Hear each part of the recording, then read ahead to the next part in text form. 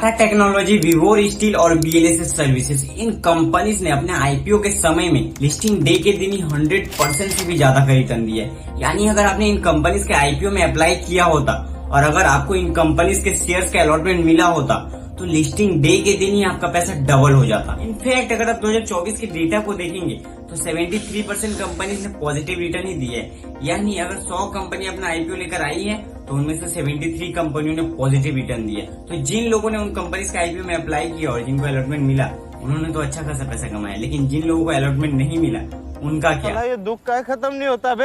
I am sure आप में से बहुत से लोगों ने कई कंपनीज के आईपीओ में अप्लाई किया होगा, लेकिन इसके बावजूद आपको किसी भी कंपनी के शेयर्स के अलॉटमेंट नहीं मिला होगा। बार बार कंपनीज के आईपीओ में अप्लाई करने के बावजूद जब हमें कंपनी का अलॉटमेंट नहीं मिलता है तो कई बार हमें आईपीओ स्कैम लगने लगता है, फेक लगने लगता है, लेकिन ऐसा बिल्कुल भी नहीं है। आईपीओ में कंपनीज के शेयर्स के अलॉटमेंट नहीं मिलने के बहुत से कारण होते हैं। जाने अनजाने में हम ऐसी बहुत सी गलतियां करते हैं जिसके कारण हमें कंपनी के शेयर्स के अलॉटमेंट नहीं मिलते हैं। तो आखिर कौन सी है वो गलतियां, कौन से हैं वो रीजंस जिसके कारण हमें कंपनी के शेयर्स के अलॉटमेंट नहीं मिलते हैं, जानेंगे इस वीडियो में। नमस्कार दोस्तों, मैं हूं विपिन और आज के इस वीडियो में हम जानेंगे कि आखिर क्यों बार बार कंपनीज के आईपीओ में अप्लाई करने के बावजूद हमें कंपनी के शेयर्स के अलॉटमेंट नहीं मिलते, और साथ ही साथ हम ये भी जानेंगे कि आखिर कैसे हम अपने अलॉटमेंट मिलने के चांसेस को बढ़ा सकते हैं। तो सबसे पहला रीजन है ओवर सब्सक्रिप्शन का। जी हाँ, जब भी कोई कंपनी पहली बार स्टॉक मार्केट में लिस्ट होती है तो वो अपना आईपीओ लेकर आती है। आईपीओ के जरिए वो पब्लिक से पैसा उठाती है और उसके बदले पब्लिक को अपनी कंपनी की हिस्सेदारी देती है, यानी अपनी कंपनी के शेयर्स को बेचती है। जब किसी कंपनी के शेयर्स की एप्लीकेशन कंपनी द्वारा इशू की गई शेयर से ज्यादा हो जाती है तो वो कंपनी ओवर सब्सक्राइब मानी जाती है। चलिए इसे बहुत ही आसानी से एक एग्जांपल से समझते हैं। मान लेते हैं एक कंपनी है एबीसी प्राइवेट लिमिटेड जो अपने बिजनेस को बढ़ाने के लिए आईपीओ के जरिए पब्लिक से 10 करोड़ का फंडिंग उठाना चाहती है और इसके लिए कंपनी 10 लाख शेयर्स इशू करती है। कंपनी के शेयर्स की डिमांड ज्यादा होने के कारण कंपनी 1 करोड़ शेयर्स का एप्लीकेशन रिसीव करती है। अब क्योंकि कंपनी ने 10 लाख शेयर्स इशू किए थे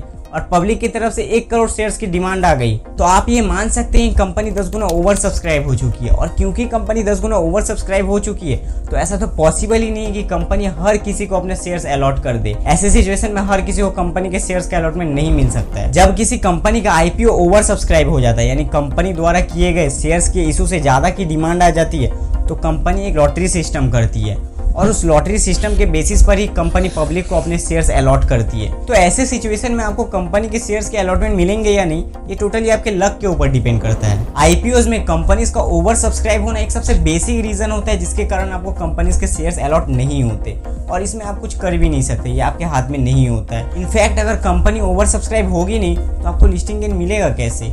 लिस्टिंग गेन के लिए कंपनीज का ओवर सब्सक्राइब होना बहुत जरूरी होता है। चलिए अब हम बात करते हैं उन गलतियों की जिसे ज्यादातर लोग करते हैं और जिसके कारण उनको आईपीओस में कंपनीज का अलॉटमेंट नहीं मिल पाता है। तो सबसे पहली गलती जो ज्यादातर लोग करते हैं वो क्या करते हैं, वो खुद के नाम पर मल्टीपल डीमेट अकाउंट खुलवा लेते हैं। यानी ज़ीरोधा में भी एक डीमेट अकाउंट खुलवा लिया, ग्रो में भी खुलवा लिया, अपस्टॉक्स में भी खुलवा लिया।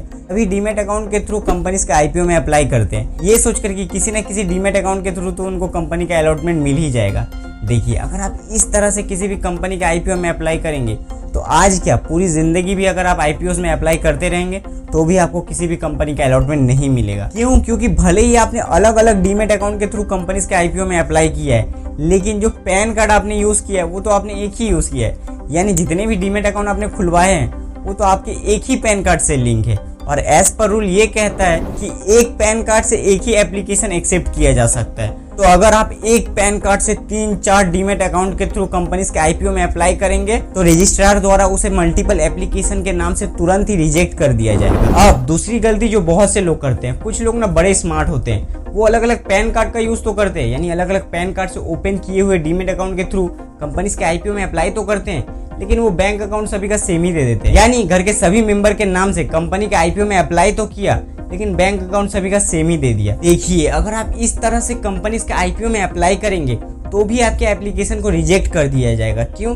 क्योंकि जब भी आप किसी कंपनी के आईपीओ में अप्लाई करते हैं तो उस एप्लीकेशन को रजिस्ट्रार द्वारा चेक किया जाता है। तो जब उस एप्लीकेशन में पैन कार्ड का नाम और बैंक अकाउंट का नाम अलग अलग होता है, यानी पैन कार्ड किसी और का और बैंक अकाउंट किसी और का, तो उस एप्लीकेशन को फट से रिजेक्ट कर दिया जाता है। तीसरी गलती, जब कोई कंपनी अपना आईपीओ लॉन्च करती है तो वो अपने शेयर्स का एक प्राइस रेंज डिसाइड करती है जिसे हम प्राइस बैंड कहते हैं। इसमें कंपनी अपने शेयर्स का एक मिनिमम और एक मैक्सिमम प्राइस रखती है। इन्वेस्टर्स को जो प्राइस सही लगता है वो उस प्राइस पे कंपनी के आईपीओ में अप्लाई करते हैं और यहीं पे ज्यादातर लोग गलती कर बैठते हैं, जिसके कारण उनको आईपीओ में कंपनी का अलॉटमेंट नहीं मिल पाता है। वो क्या करते हैं, वो हमेशा लोअर प्राइस मिनिमम प्राइस पे कंपनी के आईपीओ में अप्लाई करते हैं, जिसके कारण उनका एप्लीकेशन रिजेक्ट कर दिया जाता है। देखिए, जो कंपनी ओवर सब्सक्राइब हो चुकी है उस कंपनी के आईपीओ में अगर आप मिनिमम प्राइस पे अप्लाई करेंगे यानी लोअर प्राइस पे अप्लाई करेंगे तो वो कंपनी आपके एप्लीकेशन को एक्सेप्ट नहीं करेगी। क्यों? क्योंकि इसे आप ऐसे समझिए ना, जैसे मान लीजिए आपको अपना घर बेचना है और आप अपने घर को बेचने के लिए प्राइस रेंज डिसाइड करते हैं 10 से 15 लाख का।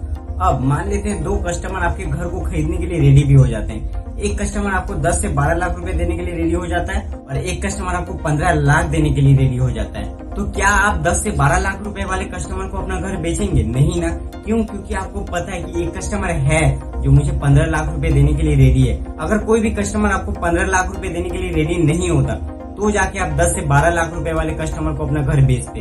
ठीक उसी तरह जब किसी कंपनी का आईपीओ ओवर सब्सक्राइब हो जाता है तो कंपनी मिनिमम प्राइस पे लोअर प्राइस पे की जाने वाली एप्लीकेशंस को एक्सेप्ट नहीं करती है। चलिए, हमने उन सभी गलतियों के बारे में बात कर ली है जिसके कारण आपको आईपीओ में कंपनी का अलॉटमेंट नहीं मिलता है। अब हम बात करेंगे कि आखिर कैसे आप अपने अलॉटमेंट के मिलने के चांसेस को बढ़ा सकते हैं। तो सबसे पहली चीज तो ये कि आपको अपने घर के सभी मेंबर्स के नाम से अलग अलग डीमेट अकाउंट खुलवाने हैं और उन डीमेट अकाउंट के थ्रू कंपनी के आईपीओ में अप्लाई करना है। यानी मम्मी, पापा, भाई, बहन, हर किसी के नाम से आपको डीमेट अकाउंट खुलवाने हैं और उन सभी डीमेट अकाउंट के थ्रू कंपनी के आईपीओ में अप्लाई करना है। बस ध्यान एक बात का रखिएगा कि जिस अकाउंट से आप अप्लाई कर रहे हैं बैंक अकाउंट भी उन्हीं का होना चाहिए, यानी जिनका पैन कार्ड है बैंक अकाउंट भी उन्हीं का होना चाहिए। दूसरा, आपको हमेशा कट ऑफ प्राइस में कंपनी के आईपीओ में अप्लाई करना है। कट ऑफ प्राइस यानी देखिए, जैसा कि मैंने आपको थोड़ी देर पहले बताया कि जब भी कोई कंपनी अपना आईपीओ लॉन्च करती है तो वो अपने शेयर्स का प्राइस रेंज डिसाइड करती है, जिसे हम प्राइस बैंड कहते हैं। तो जब आप कट ऑफ प्राइस के थ्रू कंपनी के आईपीओ में अप्लाई करते हैं तो आप कंपनी को ये अथॉरिटी दे देते हैं कि प्राइस बैंड के बीच जिस भी प्राइस पे कंपनी आपके एप्लीकेशन को एक्सेप्ट करेगी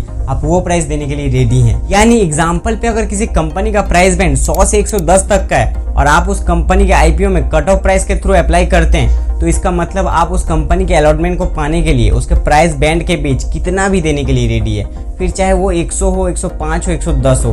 तीसरा, अवॉइड बिग एप्लीकेशन, यानी एक अकाउंट से एक ही लॉट के लिए अप्लाई करें। बहुत से इन्वेस्टर्स को लगता है कि अगर वो एक अकाउंट से 4-5 लॉट के लिए अप्लाई करेंगे तो उनके अलॉटमेंट के मिलने के चांसेस बढ़ जाएंगे, लेकिन ऐसा बिल्कुल भी नहीं है। देखिए, एज पर सेबी रूल अगर कंपनी का आईपीओ ओवर सब्सक्राइब हो चुका है तो फिर चाहे आप 1 लॉट के लिए अप्लाई करें या फिर 10 लॉट के लिए, सभी को इक्वली ट्रीट किया जाएगा। यानी अगर आप 4-5 लॉट के लिए अप्लाई करते हैं और मैं सिर्फ 1 लॉट के लिए, तो भी आपके और मेरे अलॉटमेंट मिलने के चांसेस एक ही होंगे। चौथा, और ये बहुत ही इफेक्टिव तरीका है कंपनी के अलॉटमेंट को पाने का। देखिए, जिस भी कंपनी के आईपीओ में आप अप्लाई करने जा रहे हैं, अगर आपके पास उस कंपनी के पेरेंट कंपनी के शेयर्स हैं तो आप शेयर होल्डर कोटा के थ्रू अप्लाई करके अपने अलॉटमेंट के चांसेस को बहुत ज्यादा बढ़ा सकते हैं। जैसे टाटा टेक्नोलॉजी ने जब अपना आईपीओ लेकर आया था तो टाटा मोटर्स के सभी शेयर होल्डर्स के लिए उन्होंने एक शेयर होल्डर कोटा रखा था, क्योंकि शेयर होल्डर कोटा से हर कोई अप्लाई नहीं कर सकता, इसीलिए यहाँ पे अलॉटमेंट मिलने के चांसेस बहुत ज्यादा होते हैं। देखिए, इस वीडियो में मैंने आपको जो भी चीजें बताई उन सब चीजों को करके आप अपने अलॉटमेंट के चांसेस को सिर्फ बढ़ा सकते हैं। इसका ये बिल्कुल मतलब नहीं कि अगर आपने इन सब चीजों को किया तो 100% आपको अलॉटमेंट मिल ही जाएगा। आईपीओ में आपको अलॉटमेंट मिलेगा कि नहीं, ये पूरी आपके लक पे डिपेंड करता है। उम्मीद करता हूँ कि इस वीडियो से आपको बहुत ज्यादा हेल्प मिली होगी, और अगर हाँ तो इस वीडियो को लाइक कर दीजिए और चैनल को सब्सक्राइब कर दीजिए, क्योंकि इस तरह के इन्वेस्टिंग रिलेटेड वीडियोस मैं इस चैनल पे लाता रहता हूँ।